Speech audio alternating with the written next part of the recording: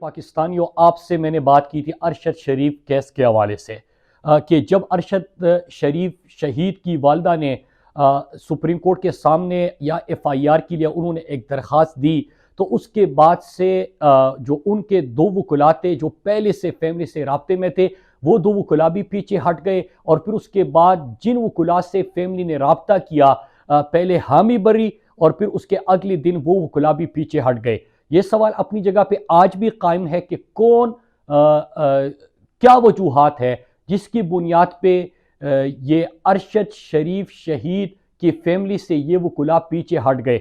आया किसी का दबाव था, आया किसी ने प्रेशराइज किया, या इन्होंने खुद पहले केस देने की हामी भरी और फिर क्यों पीछे हटे? ये सवाल तो अपनी जगह पे मौजूद है। लेकिन मैंने आपसे 10-15 दिन पहले बात की और मैंने आपको कहा कि आज के दिन जब मैं आपसे बात कर रहा था कि अरशद शरीफ शहीद का कोई वकील नहीं है, उस अरशद शरीफ शहीद की हम बात कर रहे हैं जो हमेशा से आइन और कानून के लिए आवाज़ उठाते थे। जब भी वकुला बरादरी की बात आती थी, जब भी कानून की हुक्मरानी की बात आती थी, जब भी आइन की बालादस्ती की बात आती थी, तो उसके बाद अरशद शरीफ न सिर्फ अपने प्रोग्रामों में उसको अहमियत देते थे, बल्कि उसके साथ साथ अगर कहीं पे प्रेस क्लब जाना हो, कहीं पे एहतिजाज करना हो, कहीं पे उनके लिए आवाज़ उठाना हो, कहीं पे सेमिनार्स करनी हो, कहीं पे तकरीर करनी हो, कहीं पे उनके खुद तर्जुमानी करनी हो, वकील बनना हो, तो अरशद ने हमेशा वैसे किया। लेकिन शहीद अरशद शरीफ की वालदा ने जब एफआईआर के लिए दरख्वास्त दी, तो उसके बाद से उनकी फैमिली का वकील नहीं। और जब मैं आपसे बात कर रहा हूं तो बिल्कुल वैसी ही सूरत हाल है अभी तक। फिर इसमें दो सवालात और जन्म लेते जो कि बड़े इंपॉर्टेंट है। और आज आया तहकीकात कैसे बढ़ रही है। सुप्रीम कोर्ट के ऑनरेबल जजेस ने कहा था कि खुद हम इसकी निगरानी कर रहे हैं। जेआईटी को उन्होंने कहा था कि वो रिपोर्ट जमा कर दे, और फिर जेआईटी को जहां जहां पे रुकावट होगी, कोई मुश्किलात होगी, तो सुप्रीम कोर्ट के ऑनरेबल जजेस साहिबान ने कहा कि हम इसको खुद देखेंगे और उनके लिए आसानियां पैदा करेंगे, परसू करेंगे। ये सब जुडिस है, इस पे मैं बात नहीं करता। वो जैसी तहकीकात आगे बढ़ेगी पूरा पाकिस्तान उसको देखेगा। लेकिन दो चीज़ें इसी से रिलेटेड है जिसके हवाले से पहले आपने देखा कि सवालात तो उठे। अबू जर सलमान याजी जो कि अरशद के दोस्त भी और अच्छे वकील भी है, उन्होंने एक बयान दिया था जिसमें उन्होंने कहा था कि फैक्ट फाइंडिंग कमेटी की रिपोर्ट, जिसमें मेमन गोट थाने के एसएचओ का बयान कि किसके कहने पर उन्होंने एफआईआर दर्ज किया था। और आपको याद होगा कि ये मेरा सवाल था फैक्ट फाइंडिंग कमेटी से कि आप कंप्लेनेंट्स को ढूंढे कि किसके कहने पे अरशद के ऊपर एफआईआर हुए। बहुत सारे सवालों से में से एक सवाल ये भी था। तो फिर उसके बाद अबू जर सलमान याजी से मैंने ये सुना था कि जो फैक्ट फाइंडिंग कमेटी में के मेंबर थे उनको अपने ओहदे से हटा दिया गया और ओएसडी बना दिया गया। इसमें कितनी हकीकत है ये वो बेहतर जानते होंगे। लेकिन इसके साथ साथ दो और सवालात है जो बड़े इंपॉर्टेंट है। नंबर एक कि एक हुकूमती या सरकारी ओहदेदार, एक सरकारी ओहदेदार जिन्होंने, जब हम कैंपेन चला रहे थे पूरा पाकिस्तान सवाल उठा रहा था, अरशद शरीफ शहीद की वालदा ने सुप्रीम कोर्ट के ऑनरेबल चीफ जस्टिस साहब से मुतालबा किया कि वो जुडिशल कमीशन बनाए ताकि अरशद की तहकीकात को शफाफ अंदाज में आगे बढ़ाया जा सके। तो उस वक्त एक हुकूमत या सरकारी ओहदेदार ने मुख्तलिफ लोगों से रब्ता करते हुए कहा कि हम तो ये जुडिशल कमीशन तो बन जाएगा, लेकिन अगर इसके बाद कोई जाती चीजें निकल आई, मतलब उन्होंने अरशद की कैरेक्टर एसेसिनेशन के हवाले से बात की।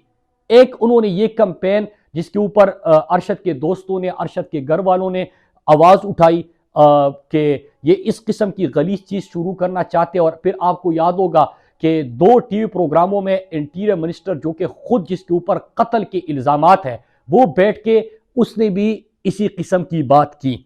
फिर दूसरा एक और इसी हुकूमती ओहदेदार ने या सरकारी ओहदेदार ने एक और भी बात की कि मुख्तलिफ लोगों से मुलाकातें करके और अरशद की फैमिली से भी मुलाकातें करके अरशद शरीफ शहीद जो कि एक ब्रिलियंट, एक पाकिस्तान के बाकी सहाफ़ियों से आगे सोचने वाला, वो एक लीडर था, इन्वेस्टिगेटिव जर्नलिस्ट, इस खित्ते का सबसे बड़ा नाम था। उनके हवाले से एक और चीज उन्होंने प्रोपेगेंडा शुरू किया और वो सवाल उठाने लगे अरशद की जहनी हालत के हवाले से।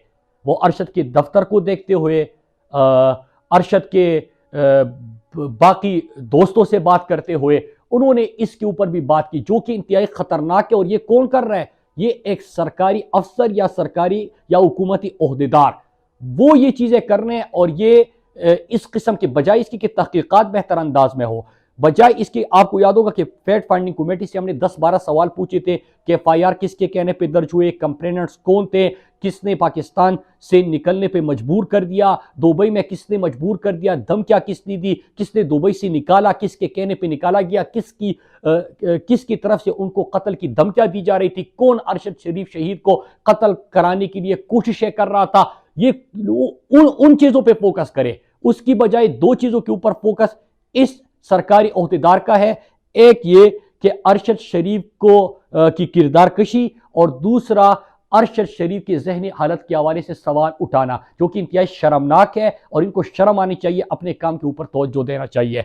फिर दूसरी चीज एक अहम तरीन, और इसको ख़त्म करते हुए मैं इतना कह दूं कि मुख्तलिफ वकुला जो हमारे हैं, कुछ वकुला ने, जूनियर वकुला है जो कि सुप्रीम कोर्ट में केस नहीं भी लड़ सकते, जिस तरह अबू जर सलमान नियाजी है, वो खुद इस केस को लड़ना भी चाह रहे हैं, उनकी कोशिश भी है, ताउन भी करना चाहते हैं, वो कर नहीं सकते क्योंकि सुप्रीम कोर्ट का उनके पास लाइसेंस नहीं है। इसी तरह बहुत सारे वकुला ने राब्ते भी करना शुरू कर दिए हैं। लेकिन मैं इतना कह दूं कि वो अरशद शरीफ की फैमिली से राब्ता कर ले, जो बार एसोसिएशन है, मैं उनसे भी हमदर्दाना अपील करता हूं, क्योंकि ये पाकिस्तान के सबसे बड़े इन्वेस्टिगेटिव जर्नलिस्ट और आप सबके लिए आइन और कानून की हुक्मरानी के लिए आवाज उठाने वाले शहीद अरशद शरीफ की बात हो रही है। तो आप सब इस केस में खुद पेश भी हो, जब भी सुप्रीम कोर्ट में हेयरिंग हो, जब भी उनकी फैमिली को जरूरत हो, तो मैं आपसे बहैसियत एक पाकिस्तानी अपील करता हूं कि आप भी उनके लिए खड़े हो जाए, जो हम सब के लिए खड़े थे, जो पाकिस्तानियों की आवाज थे। और इसके साथ एक और भी इमरान यास खान के जो वकील थे मियां अली अशफाक, उनका भी जिक्र हो रहा है कि वो तो केस लड़ भी रहे हैं। वो हमेशा से, कल आपने देखा कि एफआईआर की हिरासत में जो एक हमारे सहाफ़ी थे, उनका कसूर ये था कि वो किसी के सामने झुके नहीं, तो उनके लिए भी वो यहाँ पे आए, उन्होंने उनका केस भी लड़ा। लेकिन मैंने इस केस की बात की थी कि जब अरशद की वालदा ने दरख्वास्त दी थी, और दरख्वास्त एफआईआर दर्ज करने के लिए, तो उसके बाद से जो उनका वो केस है वो किसी ने नहीं लिया, और अभी तक उनकी फैमिली, उनकी वालिदा का वकील नहीं है। तो वो बात इस हद तक बिल्कुल ठीक है। फिर दूसरी चीज़, एक और अहम तरीन इशू तोशाखाना के हवाले से। देखिए, आपको याद होगा कि 1-2 महीने से आप एक चीज़, जब इमरान खान की सदाकत, अमानत, इमरान खान ने किस तरह सादगी से हुकूमत की, सादगी मतलब किस तरह अखराजात में कमी की, किस तरह यहाँ पे जो बाकी हमारे हुक्मरान थे बैरून मुल्क दौरों पे करोड़ों अरबा रुपए खर्च करते थे, इमरान खान ने इसके बरअक्स जो है वो न कैंप ऑफिस रखा, न वज़ीर आज़म हाउस में रिहाइश पजीर रहे, न कोई करप्शन का उनके ऊपर केस था। लेकिन फिर होता क्या है कि इमरान खान की अपनी ज़ाती गड़ी जो इमरान खान खरीद चुके हैं, उसका पैसा दे चुके हैं, इमरान खान ने वो गड़ी क्यों बेच दी? और तोशाखाना तोशाखाना तोशाखाना आप सुनते थे। एक अबू जर सलमान नियाजी कोर्ट गए थे, उन्होंने केस किया था, और उनका मुतालबा था कि 1947 से लेकर 2022 तक जो भी सरबराहान मुमलिकत है या बड़े ओहदेदार है, उनको जितनी भी तहाइफ मिले हैं तोशाखाना में, वो तमाम पब्लिक किए जाए। उसके बाद क्या होता है कि हुकूमत है कि दौड़े लगना शुरू हो जाती है। और आज ही आपने देखा कि हुकूमत ने कहा ये तो हम पब्लिक कर ही नहीं सकते, ये तो हमारी दुनिया की जो ममालिक है उनके साथ ताल्लुकात खराब हो जाएंगे, हमारी खारजा पॉलिसी जो है इससे इफेक्ट हो सकती है, हम कैसे पब्लिक कर सकते हैं। तो ये जो रोजाना टीवी पे बैठ के आप तोशाखाना कर रहे थे, वो किधर चला गया? इमरान खान ने तो खुद पैसे दिए, अपनी एक चीज थी वो बेच दी, उसके ऊपर आपने प्राइम टाइम टीवी शोज किए। अब तो जवाब देना होगा। 1947 से 2022 तक जो भी हुकूमती ओहदेदार आला शख्सियात रही है, जिसको भी किसी चीज का तोहफा मिला है, वो तमाम मालूमात आप पब्लिक क्यों नहीं करते? अदालत ने भी आपको कह दिया, लेकिन अब जाके ये नवाज शरीफ, शहबाज शरीफ, जरदारी, इनकी हुकूमत है, ये तमाम कह रहे कि नहीं नहीं नहीं, हम पब्लिक नहीं कर सकते, ताल्लुकात खराब हो जाएंगे, ये तो हमारी फॉरेन पॉलिसी पे इसका असर होगा, ये तो क्लासिफाइड है। ये 2015 में क्लासिफाई किसने किए थे? ये नवाज शरीफ का नाम आ रहा है कि उन्होंने क्लासिफाई, क्योंकि आपको पता है कि BMW थे, कि मर्सिडीज थे, उनके केसेस चल रहे थे, तो शाहानी के उनके बड़े केसेस भी चल रहे हैं। इस तरह कितने तहाइफ मिले। अरशद शरीफ शहीद तो इससे बढ़कर और सवालात पूछते थे कि कौन से हुकूमती ओहदेदार या आला शख्सियात को कितने तहाइफ मिले, उनकी तफसीलात पब्लिक किए जाए। तो अब वो तफसीलात पब्लिक करने से भाग रहे हैं, वो मुसलसल भाग रहे हैं, और हम पाकिस्तानियों ने उनका पीछा नहीं छोड़ना। हमने 1947 से 2022 तक जिसने भी विजिट किया है, जिसको जो भी तोहफा मिला है, वो तमाम डिटेल्स कौम के सामने रखी जाए, क्योंकि आपके पास इमरान खान के हवाले से कुछ नहीं था, और उसमें भी इमरान खान सुरखरू हो गए, क्योंकि उन्होंने तो पैसे दे के अपनी चीज बेच दी, उसके ऊपर आपको डाउट था।